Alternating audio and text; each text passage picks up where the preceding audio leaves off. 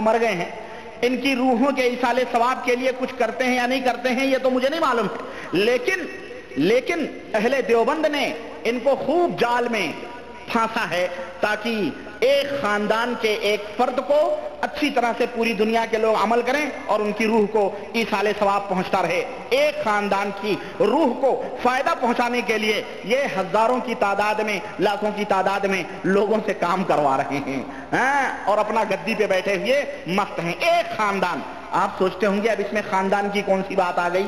آؤ میں آپ کو یہ بھی بتاؤں، اور یہ بھی بڑی کڑوی حقیقت ہے، اور یہ تاریخی حوالوں سے میں آپ کو بتاؤں کہ یہ جو خاندان کی بات آئی ہے، اس راز سے بھی میں پردہ اٹھاؤں کہ یہ سب تبلیغی جماعت کے جتنے عمرہ ہیں دیوبند کے اندر اور یہاں نظام الدین کے اندر جو بیٹھے ہوئے، یہ سب ایک خاندان کے چٹھے بٹھے ہیں۔ اور آپ کو حیرت ہوگی کہ ان کے گرو گھنٹالوں کے اندر ذات پات کا بھی اتنا لگاؤ ہے کہ برہمن بھی شرما جائے، اس قدر ذات پات کی جاہلیت ان کے اندر پڑی ہوئی ہے۔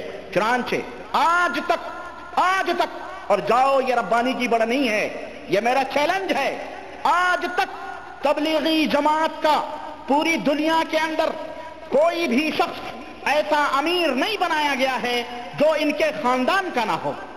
آج تک کوئی غیر امیر نہیں بن سکا ہے، بلکہ جو بھی بنا ہے ان کے خاندان کا بنا ہے۔ تاریخ اٹھا کے دیکھو، انہی کے گروپ ملز یعنی الیاس صاحب جو بانی جماعت ہیں، انہی کے خاندان کا کوئی نہ کوئی فرد امیر بنا ہے۔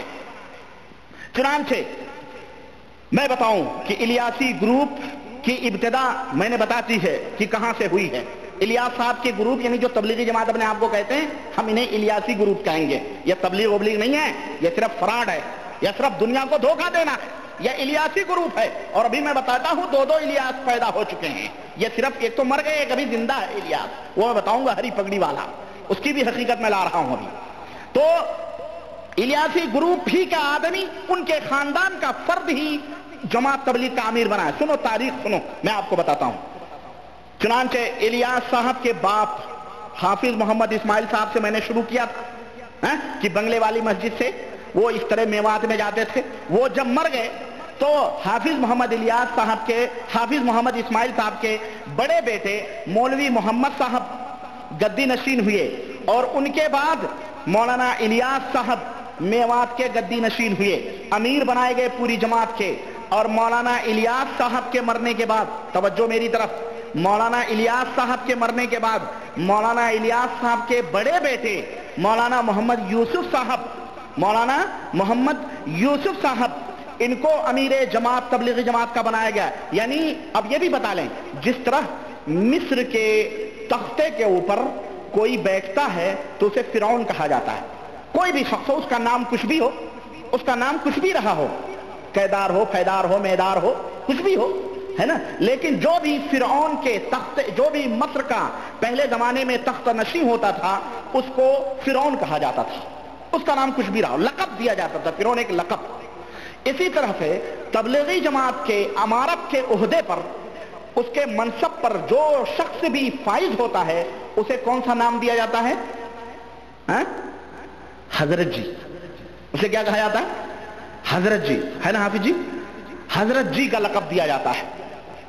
تو یہ پورا سلسلہ حضرت جی کا چلتا ہے۔ تو مولانا الیاس صاحب کی وفات کے بعد میں حضرت جی، ان کے بڑے بیٹے مولانا محمد یوسف صاحب کو بنایا گیا۔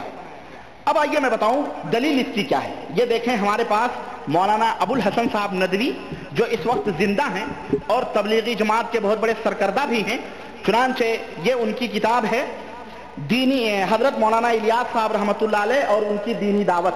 اس کے اندر تو بہت ساری باتیں ہیں، لیکن میں آپ کو صرف یہ حوالہ دوں، اپنی کتاب کے صفحہ 193 کے اوپر لکھتے ہیں،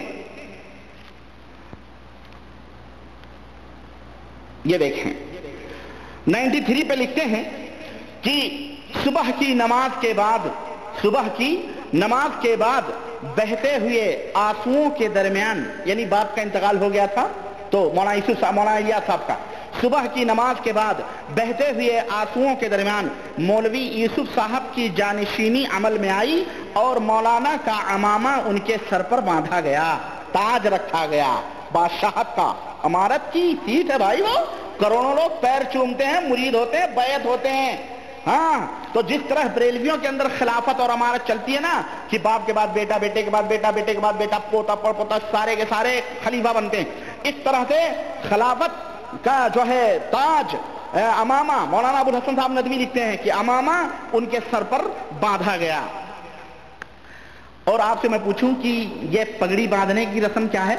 نبی کریم صلی اللہ علیہ وسلم کے بعد حضرت ابوبکر خلیفہ بنے تھے تو کیا حضور کی پگڑی انہوں نے اپنے سر پہ رکھی تھی؟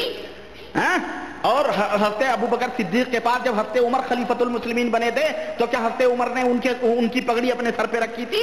اور حضرت عمر کے بعد میں حضرت عثمان غنی بنے تو انہوں نے ان کی پگڑی رکھی؟ یہ کیا ہے؟ یہ ڈھونگ دھتورے. یہ ڈھونگ دھتورے یہی ہے تاکہ تبلیغیوں کو مرعوب کیا جائے کہ اب حضرت جی کا لقب جو ہے بزرگیت کا ان کا منتقل ہو رہا ہے بڑے صاحبزادے کے پاس. اب آئیے اور بھی میں آپ کو حقیقت بتاؤں. اس کے بعد حضرت جی کا عہدہ، اب مولانا یوسف صاحب تھے کچھ دن تک، ان کا انتقال ہو گیا، جو حضرت جی کے سب سے بڑے بیٹے تھے مولانا الیاس صاحب کے. جب ان کا انتقال ہو گیا تو بیچارے ان تبلیغی جماعت کے لوگوں نے کس کو امیر چنا معلوم ہے؟ میرٹھ کے ایک بڑے عالم تھے، دیندار تھے، ان کا نام رحمت اللہ تھا. ان کو امیر چنا. جب انہیں امیر چنا گیا تو ان کے اندر ایک کمی تھی. اب دیکھیں ٹولی سے، اب میں نے دعویٰ کیا ہے کہ ان کے علماء کے اندر جو زمانے جاہلیت کی ذات پات، اور میں نے کہا برہمن بھی شرما جائے اس قدر ان کے ہاں لاگ لگاؤ ہے. میں اس کی دلیل دیتا ہوں، آئیے ان کی کتابوں کے حوالوں سے. مولانا رحمت اللہ صاحب، ان کو امیر جماعت یعنی حضرت جی کا امامہ رکھا گیا، لیکن مولانا رحمت اللہ صاحب کے اندر ایک کمی تھی. وہ کمی یہ تھی کہ وہ بیچارے شیخ زادے نہیں تھے بلکہ وہ روغن گر یعنی ذات کے تیلی تھے. ذات کے تیلی تھے. جب ان کے سر کے اوپر تاج رکھا گیا تبلیغی جماعت والوں نے انہیں منتخب کیا، لیکن ان کے خانوادے میں چیخ اٹھ گئی، ہلچل مچ گئی اور ایک زلزلہ آ گیا کہ ایک تیلی کو امیر کیسے چنیں، تیلی کو امیر کیسے بنائیں. اللہ کی قسم تاریخ اٹھاؤ تبلیغ جماعت کی، اور میں یہ حوالے ہیں، اس کو کوئی مائی کا لال جو ہے اس کو غلط ثابت نہیں کر سکتا ہے.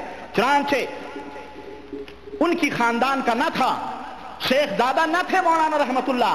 اس لیے کیا ہوا کہ جناب علی چلاہٹ شروع ہو گئی. اور کیوں نہ ہو، کیونکہ جیسا کہ میں نے کہا ان کے بڑے بڑے علماء کے اندر ذات پات کا بہت چھوت چھات ہے. چنانچہ مولانا محمد شفیع صاحب مفتی اعظم دارالعلوم دیوبند جو ہجرت کر کے وہاں چلے گئے، جب مفتی مولانا محمد شفیع صاحب مفتی اعظم پاکستان کے نام سے آپ کے، ان کی بڑی بھاری بھاری کتابیں بھی ہیں. وہ ان کے اندر ان کا ایک حوالہ دے کر کے میں بات آگے بڑھاتا ہوں. وہ اپنی کتاب غایت الانصاب کے اندر لکھتے ہیں، غایت الانصاب تک میں یہاں تک انہوں نے لکھ دیا کہ بخشش اور مغفرت جو اللہ تبارک و تعالیٰ کے ہاں ہوگی وہ صرف 4 ذاتوں کو ہوگی، شیخ، سید، مغل اور پٹھان. یہ 4 لوگ ہیں جن کی بخشش اور مغفرت اللہ تعالیٰ کے ہاں ہوگی، بقیہ لوگوں کی بخشش اور مغفرت نہیں ہو سکتی. نعوذ باللہ. میرے تبلیغی بھائیوں، مسلمانوں کے اندر کتنی جماعت، کتنے ذات پات لوگوں نے بنائے ہیں. ہم ذات پات کے قائل نہیں ہیں. ان اکرمکم عند اللہ اتقاکم. کتاب و سنت کے ایک داعی ہونے کی حیثیت ہے اور کتاب و سنت کے ایک علمبردار ہونے کی حیثیت سے ہمارے اندر ذات پات نہیں ہے. لیکن سنو، اللہ کی پناہ، یہ دیکھ رہے ہیں آپ جی، اللہ تک پہنچ گئے. مغفرت صرف شیخ، سید، پٹھان اور مغل کی ہوگی، بقیہ کسی کی مغفرت نہیں ہوگی. اور میں سمجھتا ہوں اگر تبلیغی جماعت میں اور بھی ذات پات کے لوگ ہوں تو اپنی خیر منائیں، توبہ کریں، اب بھاگیں بھائی کتاب و سنت والوں کے پاس آئیں.